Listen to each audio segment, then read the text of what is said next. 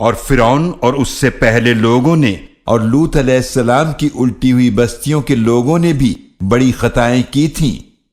فعصوا رسول ربهم فأخذهم أخذة رابية،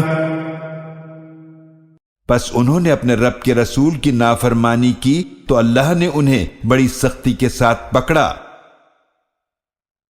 إنا لما طغى الماء حملناكم في الجارية، جب پانی طغیانی پر آیا تو ہم نے تمہیں سوار کر دیا کشتی میں،